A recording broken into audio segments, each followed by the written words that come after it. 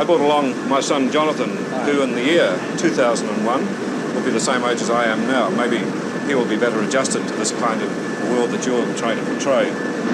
The big difference when he grows up, in fact, if we wanted to wait for the year 2001, is that he will have in his own house, not a computer as big as this, but at least a console through which he can talk to his friendly local computer and get all the information he needs for his everyday life, like his bank statements, his theatre reservations, all the information you need in the course of living in a complex modern society. This will be in a compact form in his own house.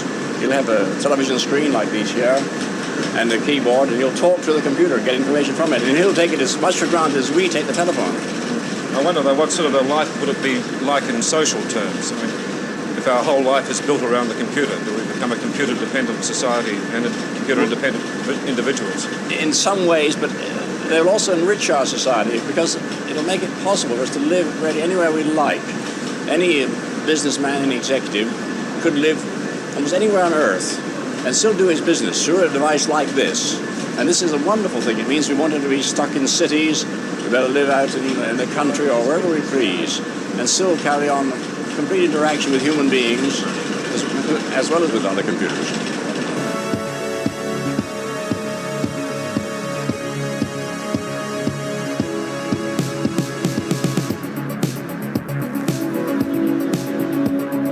Hello and welcome to this Byte High No Limit podcast about a potted history of DIY computing. A lot's known about the mainstream computers, but what's not often publicised are the little DIY ones that were made as precursors to these ones before computers hit the big time.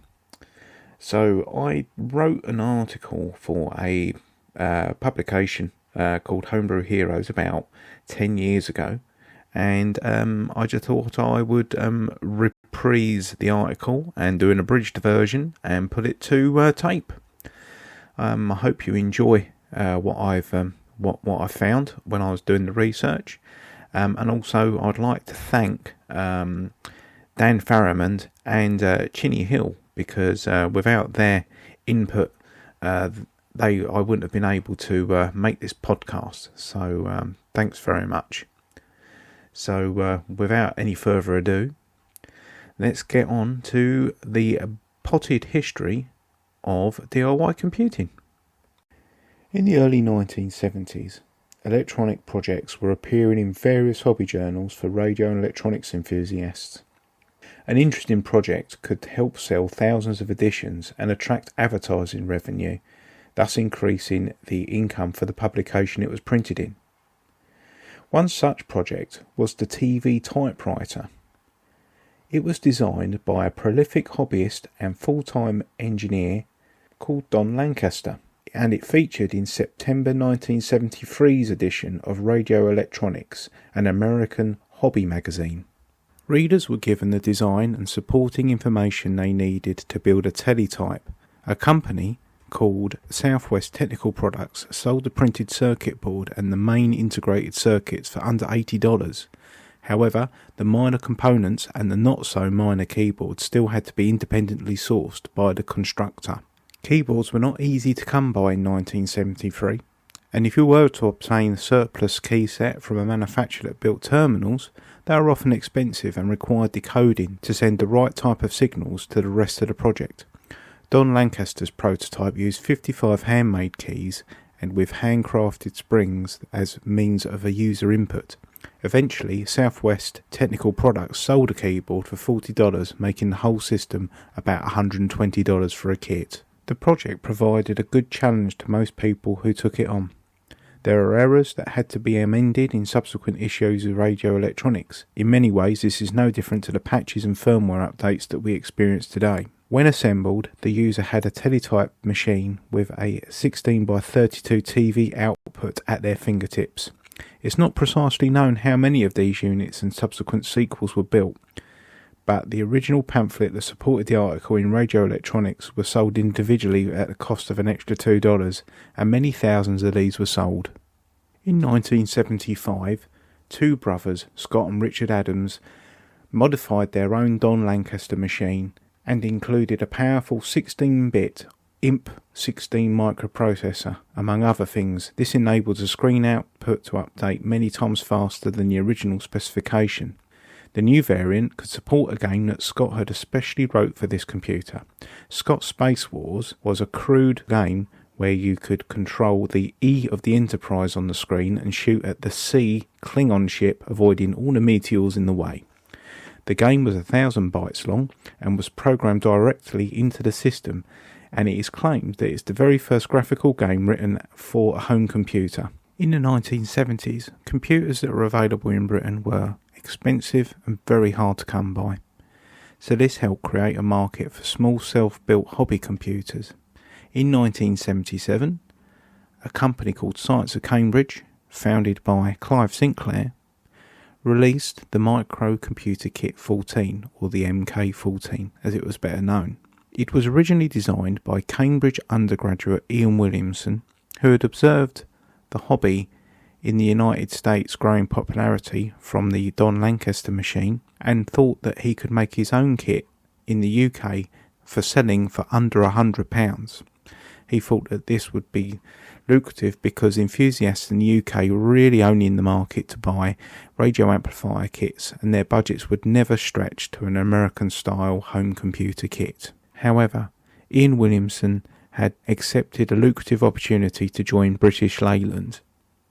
This meant he would no longer have the time to pursue his kit further, so he approached his old colleague and Science of Cambridge team leader Chris Curry with the idea, and Curry agreed to buy his design for £5,000 plus royalties. When the design was forwarded to the National Semiconductors Company to arrange sourcing of the integrated circuits, they redesigned the whole kit exclusively only to use their own components. This made the kits cheaper and faster to produce. As a result, Sinclair believed the kit to be so different that Science of Cambridge could produce the kit without buying Williamson's design at all. However, it was eventually agreed that Sinclair would pay £2,000 for the rights to use Williamson's design. The computer retailed around £40. This got you an 8-digit display, 20-button hex keypad, 512 bytes of ROM and 256 bytes of RAM, with room for additional expansion. The user could enhance their system by buying or building extra circuits such as a tape interface, sound and video output. In probability, the first enhancement to be made was swapping the membrane keyboard for a solid button assembly, as it was often commented on how the standard keypad was unresponsive at best as they entered bytes of code to program the machine. Users even managed to play games on this device. One consisted of a character moving across the display and the user timing their button presses to shoot at it. There were also music programs for those who enabled the sound and speaker circuit, all of which could be saved to a cassette. MK14 user Graham Yule recalls his experiences of the kit. I received an MK14 kit and tape interface as a Christmas gift from my wife. It was the first Christmas after its launch. It was fairly easy to build, and the ICs were socketed. It did not work initially, and after a visual inspection revealed nothing wrong, I returned it. After a while, it came back mended. There was no indication of what the fault was. The machine was lots of fun. The cassette storage worked. Most of the time.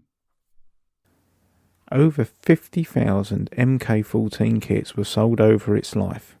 The project lead Chris Curry left Science of Cambridge in 1978 and co-founded Acorn Computers with an Austrian physicist Hermann Hauser. Acorn Computers' first kit was the Acorn microcomputer, later renamed the System 1. This was a similar machine to the MK14 Chris had worked on previously. This too had a digital readout and a 25-button keypad. This was expandable with Euro cards, and they were at the time a standard among some manufacturers, and this allowed the direct use of some existing circuits for expansion. The main difference, however, was the processor. This was based on a 6502 as opposed to the Z80. The kit was designed by Sophie Wilson, and only a year or two later wrote the code for the first RISC chips that became the bedrock for all the things that we still use today. Acorn went on to produce the System 2, the System 5, and their last kit in 1980, the Acorn Atom, with its high resolution graphics and 5 graphic modes for £125. It could have beaten any other potential rival in the market, but for its production problems that set it back significantly. Acorn went on and produced the Acorn BBC Micro and Electron, but these were only released in ready-built form. And whilst Acorn were locking horns with Science of Cambridge, there was a third DIY computer that was available to people in the United Kingdom. It boasted 8 kilobytes and it had a real keyboard rather than just a hex pad.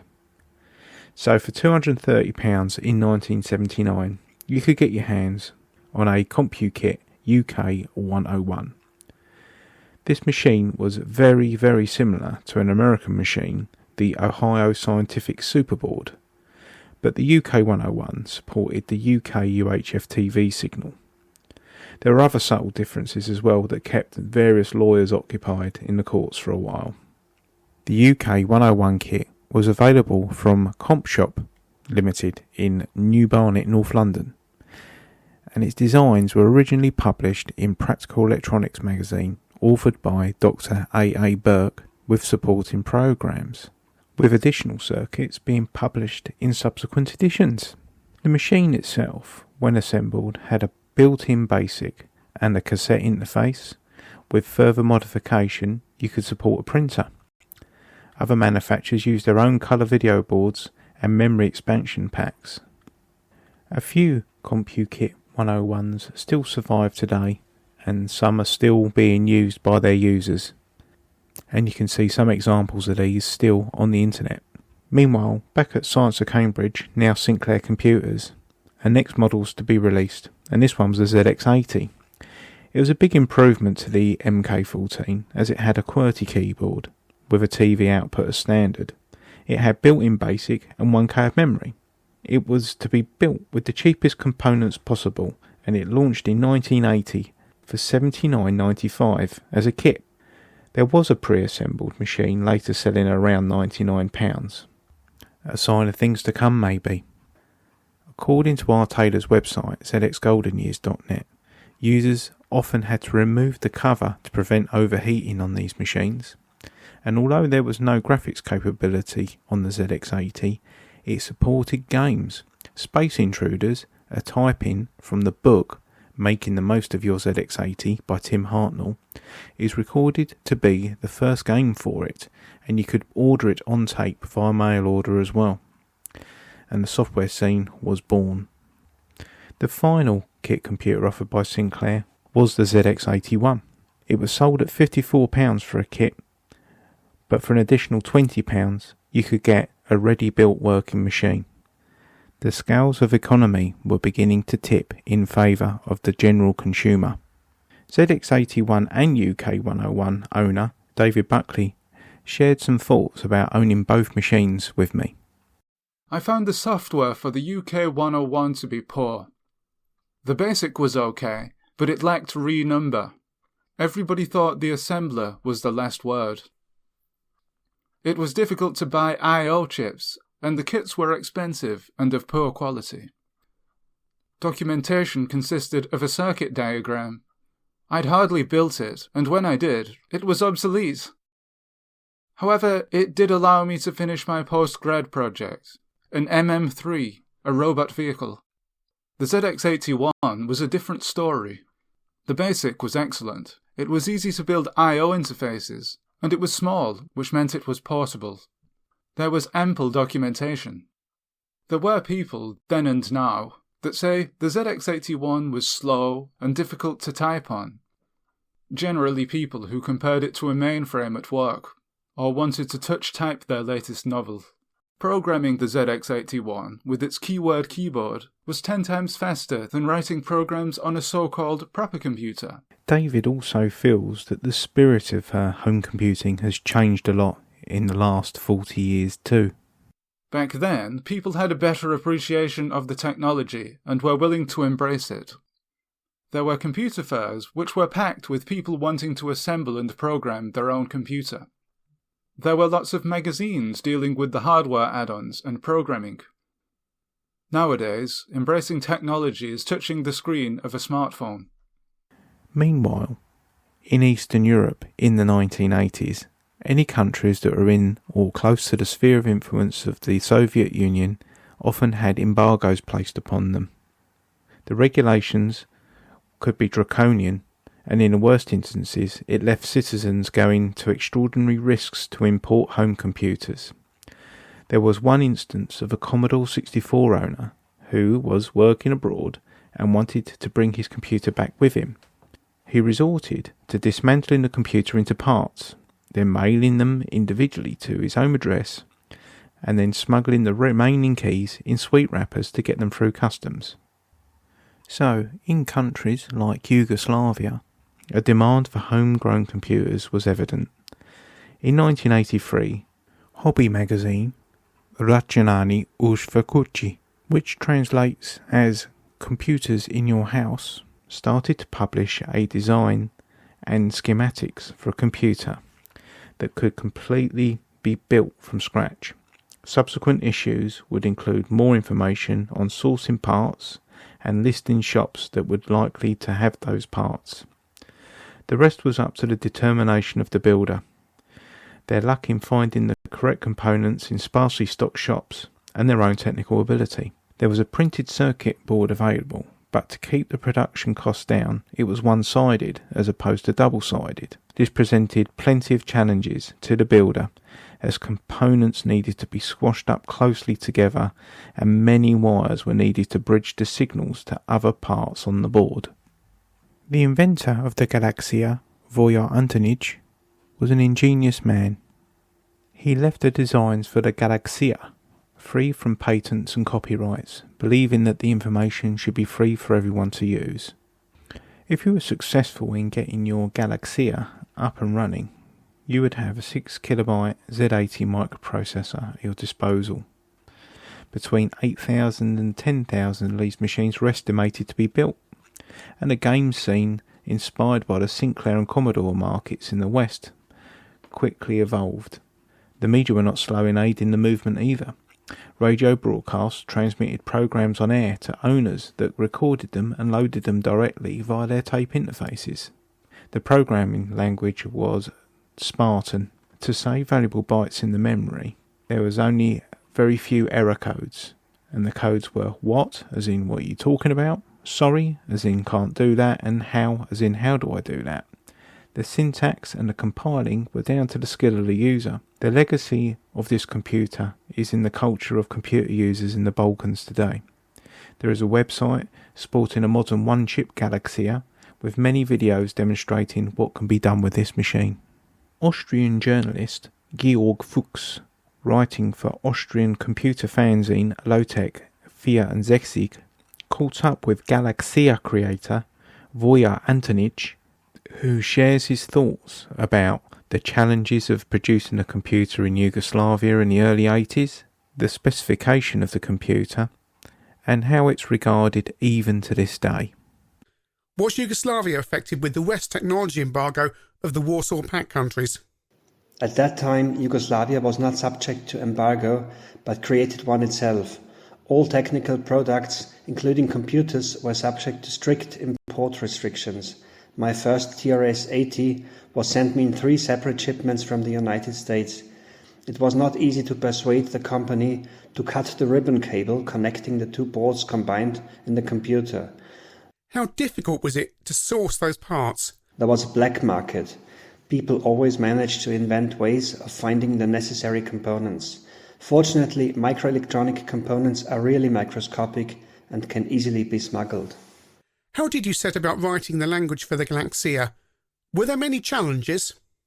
The software development began with the modification of Microsoft Level 1 Basic. However, everything had to be rewritten except for floating point arithmetic. EPROM memory was expensive at that time, and I had to optimize the software again and again to squeeze as many features as possible into 4 kilobytes. I have used many tricks and all possibilities that can be imagined. At this time, I regularly read the Byte magazine, in which Bill Gates once claimed to be 4 kilobyte long level 1 BASIC is so highly optimized that not a single byte can be saved. After I had installed in the 4 kilobytes not only the routines for the video driver, but also several new BASIC commands, I would like to write a letter to him and tell him how wrong he was in his assertion. Unfortunately, I have never done that. Maybe I was just too lazy. Of course, he was not yet as well known as he is today, not as rich either. What specifications did the computer have, and what components did it use? Only 17 ICs were required for the device. Some special registers for the Z80A microprocessor were used to generate the image signal. The memory was only 6 kilobytes in size, and the basic interpreter was, as stated, packed into a 4 kilobyte EPROM. Was there any other hardware made for the computer? My friends and Nenad Dunic, Milan Tadic developed an extension called Galaksija Plus, which offered several new features, including high-definition graphics and a larger memory. One often hears that the Galaksija triggered computer fever in Yugoslavia. Serbia today is a country that is embracing computer technology with open arms. So is it nice to be considered the father of the high-tech revolution in your country? Yugoslavia in 1983 was ready for the computer fever, as most countries were. I was in the fortunate position of offering an interesting project at the right time. In 1983, most people had no idea of what a computer is and what it can do. Today, everyone gets the opportunity to build a computer. Many enthusiasts began with a Galaksija and today are computer technicians. I still get a lot of mail from them. The internet community still admires the Galaksija. There is even an emulator. Do you like the fact it's still remembered? Recently, there was a computer magazine in a survey on old computers. Almost all those who had a Galaksija said that it was a good experience. I'm very happy about it. I am often approached by people in the street who tell me that they built the Galaksija. For some, it was a turning point in their lives. They have fallen in love with the digital electronics. Did you expect a huge success with the Galaksija? A few days before the publication of Computer in Your House, Računari u vašoj kući, we ventured an estimate of how many readers would probably build the Galaksija. I was expecting more than 100 people. Dejan, my colleague, thought it would be twice as many. Someone said it would probably be 1,000, after which we all had to laugh. Not long after the publication of the instructions, we received more than 8,000 letters from readers who informed that they had their Galaksija already running. So how far did the Galaksija spread in the former Yugoslavia? Back then, hardly anyone knew the parochial differences between individual republics. We were all one country. The computer revolution captured the whole of Yugoslavia. There were no significant regional differences here. I programmed EPROMs for computers and I remember that I got positive reactions from all over the country. The Galaksija project was covered by the media from across the country and celebrated. A computer magazine in Slovenia at the time headlined, "The only real indigenous microcomputer," and it still is today. Computer users today owe a lot to the hobbyists of the 1970s and 1980s. Don Lancaster, Ian Williamson and Voja Antonic turned a vanity into reality for all. And whether it was a TV Typewriter, an MK14 or a Galaksija, they gave hours and hours of enjoyment to thousands of users. And they've also formed an important part of the history of the evolution of the computer to the ones that we use today. Well, I hope you enjoyed that potted history of DIY computing throughout the ages. I would like to thank Georg Fuchs for the Voja Antonic interview, which you can also get on www.lowtech64.com. I'd like to also thank David Buckley from www.davidbuckley.net for his ZX81 and MicroKit 101 recollections. Thanks also to Graham Yule for his kind input and recollections. Richard Adams of www.exoticscience.com for the use of the information about the Adams Imp 16. Additional Sinclair information was courtesy of R. Taylor's www.zxgoldenyears.net. Supporting information on a Galaksija was from Geeks Behind the Iron Curtain, Kindle edition, by Christian Bennich. I recommend this book, and it's only £2.41 for the Kindle edition now, and it's a cracking read. I would like to thank the voice talents of Chinny Hill, who voiced up Georg Fuchs's interview questions. And also, I would like to thank Georg Fuchs for voicing up Voja Antonic's responses. Graham Yule and Richard Buckley were the voice talent of Dan Farrimond. If you want to know more about the MicroKit 101, you can visit John Honible's site, www.gifford.co.uk, for some additional photographs and some recollections that he has. Music for this podcast is provided by Mr. Niceness. You can find his music on youtube.com/@Mr. Niceness. That's MRNISSNESS. Byte High No Limit is presented by me, Carl Attrell, and it's a Byte High No Limit production. If you want to support the podcast in any way, please consider buying me a Kofi. And if you want to leave feedback, you can do that via my Twitter handle @TeddyTechStar, or you can join the Discord and follow my podcast blog. Once again, thanks for listening, and until next time, keep it blocky.